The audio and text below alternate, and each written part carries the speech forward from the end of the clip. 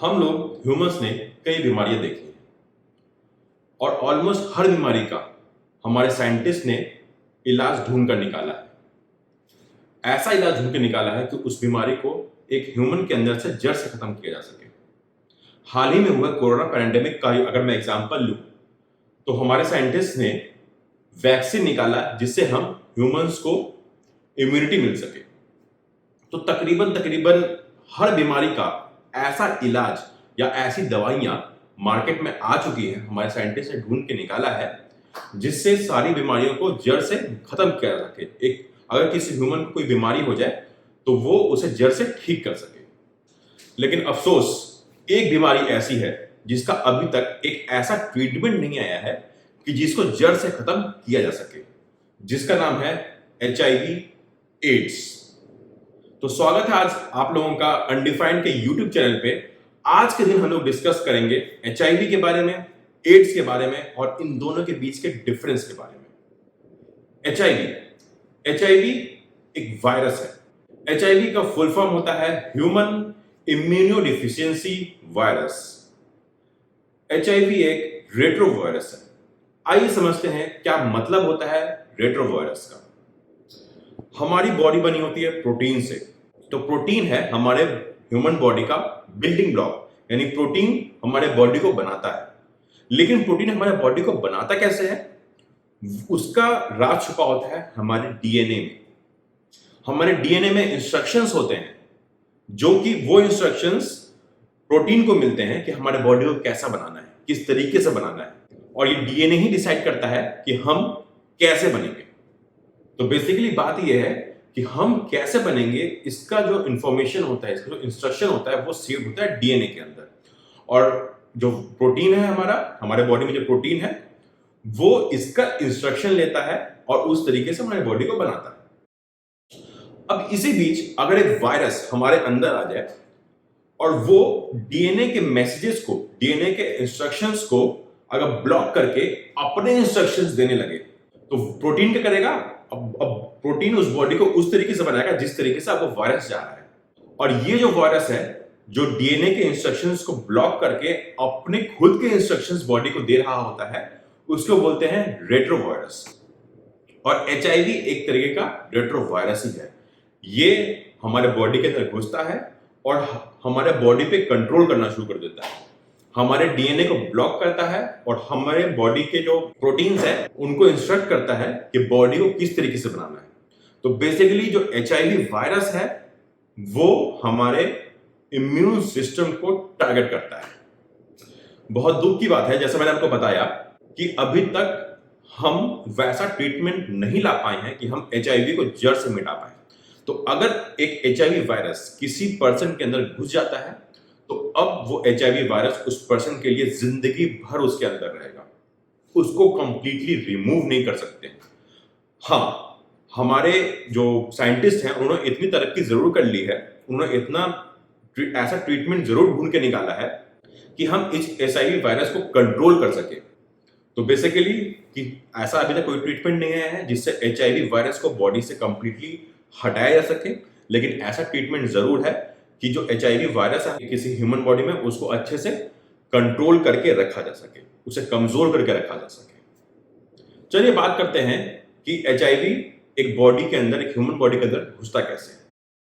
अगर किसी HIV positive person के बॉडी फ्लूइड्स किसी तरीके से एक HIV नेगेटिव पर्सन के अंदर घुस जाए तो उससे HIV का ट्रांसमिशन होता है, जैसे कि ब्लड, ब्रेस्ट मिल्क, सेमन और वेजाइनल डिस्चार्ज।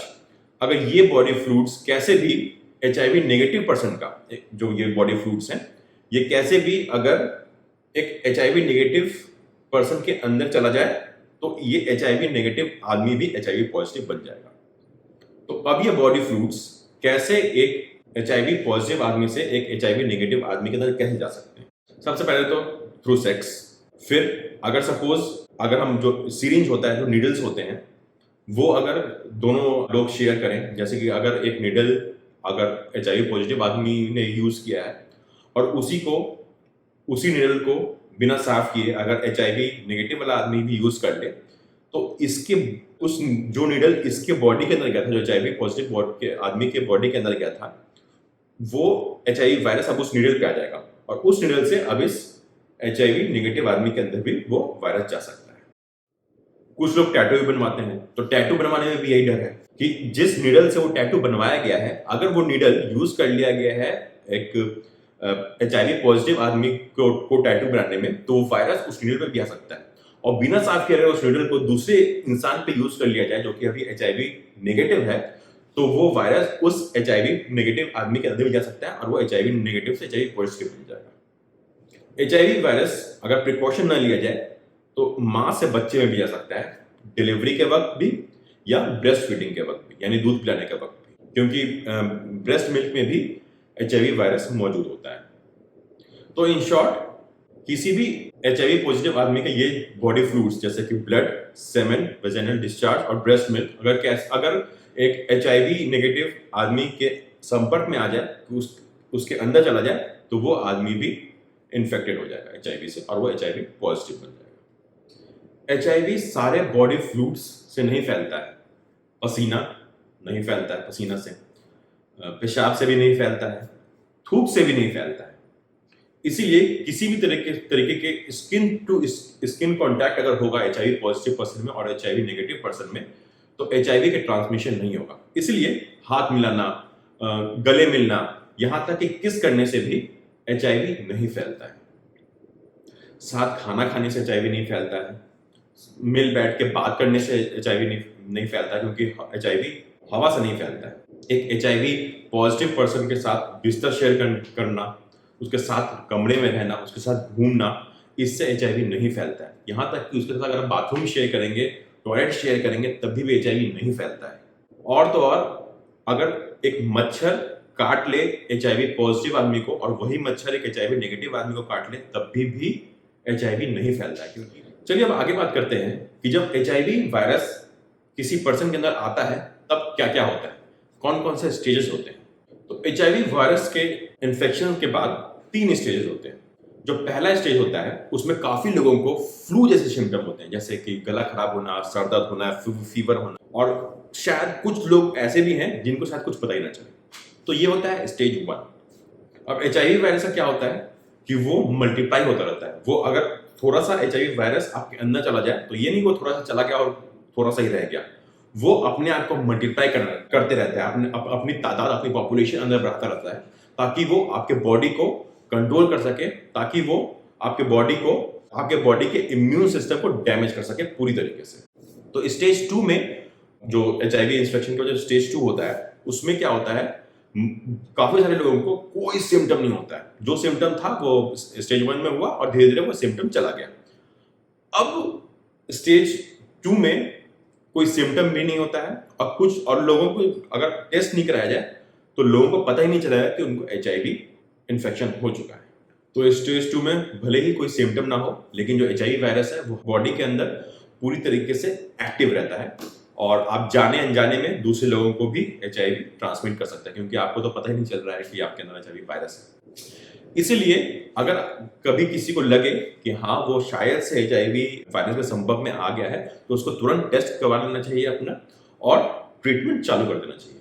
अगर इस स्टेज 2 में ठीक से ट्रीटमेंट लिया जाए तो वायरस का जो ग्रोथ है वो रुक जाएगा और उस ट्रीटमेंट की वजह से वायरस जो है वो कंट्रोल में रहेगा, कमजोर रहेगा। दवाई की मदद से HIV वायरस को इनएक्टिव रखा जा सकता है। हाँ, ये जरूर है कि HIV के मेडिकेशन से, HIV के ट्रीटमेंट से उस वायरस को पूरी तरीके से बॉडी से नहीं निकाला जा सकता, लेकिन हाँ उसे इनएक्टिव जरूर किया जा सकता है। और तो और, अगर HIV का ट्रीटमेंट अच्छे से लिया जा रहा हो तो इसके बहुत चांसेस हैं कि जो HIV पॉजिटिव पर्सन है वो स्टेज 2 में ही रहे और जिंदगी भर स्टेज 2 में ही रहे और उसकी हालत ना बिगड़े। हाँ, अगर ठीक से ट्रीटमेंट नहीं लिया गया हो तो स्टेज 2 के बाद आता है स्टेज 3, और स्टेज 3 को बोलते हैं एड्स होना। तो यहां से ये बात क्लियर हो चुकी होगी कि HIV एक वायरस है जो कि बॉडी के अंदर आता है और एड्स एक बीमारी है जो उस HIV वायरस की वजह से होता है। और एड्स जो है वो जब HIV वायरस अंदर आता है तो उसका स्टेज 1 होता है, स्टेज 2 होता है, और जब एकदम एक्सट्रीम लेवल पे वो HIV वायरस पे हो जाता है, यानी कि जब वो HIV पॉजिटिव पर्सन स्टेज 3 पे हो जाता है, तो उसे एड्स कहते हैं। यानी कि इस वक्त HIV वायरस बॉडी के अंदर आके इम्यून सिस्टम को पूरी तरीके से डैमेज कर चुका है। तो एड्स HIV इन्फेक्शन का सबसे लास्ट स्टेज होता है और सबसे खतरनाक स्टेज होता है। अगर स्टेज 2 में ही ठीक से दवाइयां ली जाएं, ठीक से इलाज करवाया जाए, तो एक HIV पॉजिटिव पर्सन कभी स्टेज 3 में पहुंचे ही ना, उसे कभी एड्स हो ही ना। ये जरूरी नहीं है कि जिसको HIV इन्फेक्शन लग गया है उसे एड्स हो ही गया है। अगर वो स्टेज 1 या स्टेज 2 में ही ठीक से अपना ट्रीटमेंट करवाए तो उसे कभी एड्स होगा ही नहीं। अगर मैं टाइम के बारे में बात करूं कि कितना टाइम लगता है किसी को स्टेज 2 से स्टेज 3 में आने में, यानी कि स्टेज 2 से एड्स होने में, तो अगर ट्रीटमेंट अच्छा हो तो कभी ये स्टेज 3 में जाएगा नहीं, कभी एड्स होगा ही नहीं। लेकिन अगर ट्रीटमेंट नहीं ले रहा हो आदमी, तभी भी 10 साल लग सकते हैं किसी को स्टेज 2 से स्टेज 3 में आने में। यानी कि इन्फेक्शन लगने के बाद वो पहले स्टेज 1 में आएगा, फिर स्टेज 2 में जाएगा और तब उसे एड्स होगा। यानी कि इन्फेक्शन लगने से लेकर एड्स होने तक 10 से 15 साल का समय लग सकता है। तो जैसा कि मैंने बताया कि एड्स एक लास्ट स्टेज होता है HIV इन्फेक्शन का और सबसे सीरियस स्टेज होता है।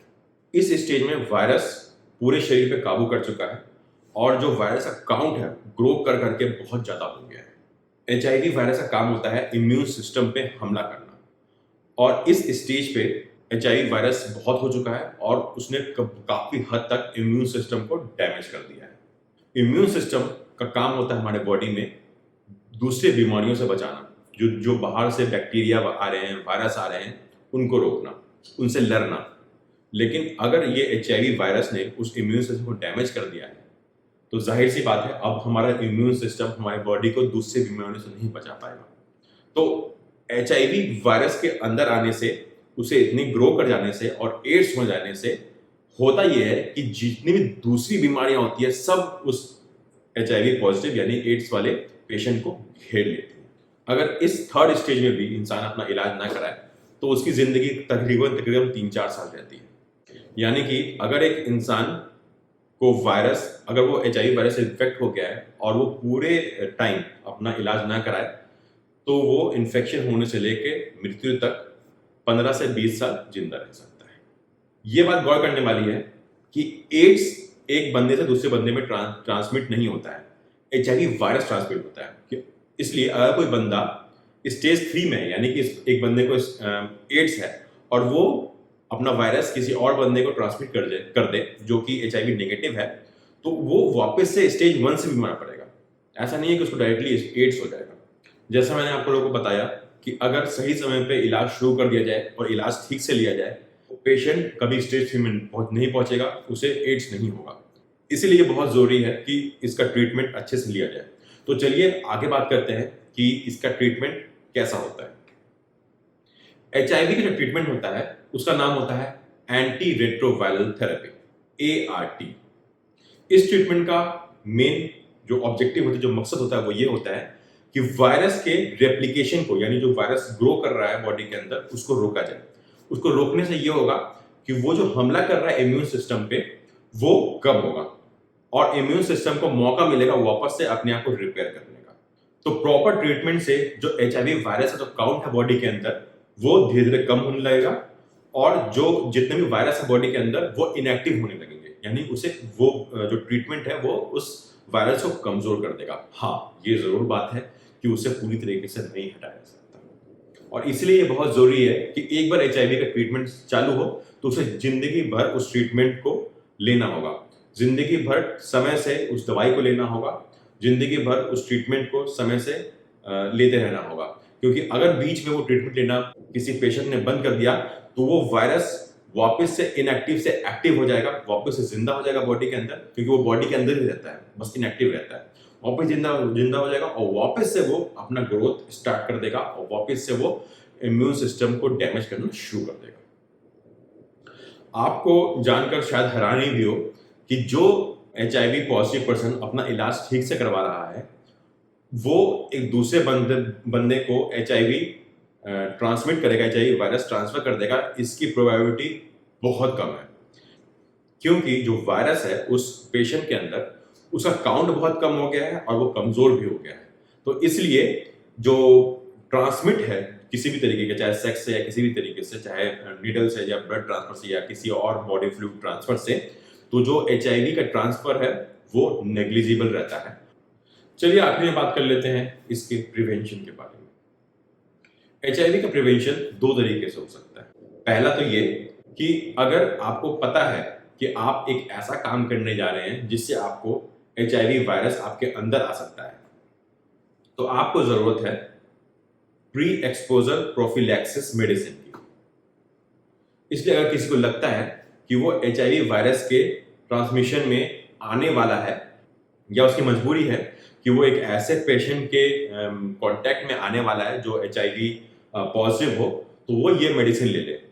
इससे क्या होगा कि वो जो HIV वायरस है अगर आपके बॉडी के अंदर आता भी है तो वो इनएफेक्टिव हो जाएगा। तो ये जो मेडिसिन है ये लिया जाता है HIV के संक्रमण के होने के चांसेस से पहले। दूसरी तरह की दवाई होती है पोस्ट एक्सपोजर प्रोफिलैक्सिस। ये एक ऐसा दवाई होता है जो कि ट्रांसमिशन के 72 आवर्स के अंदर लेना होता है।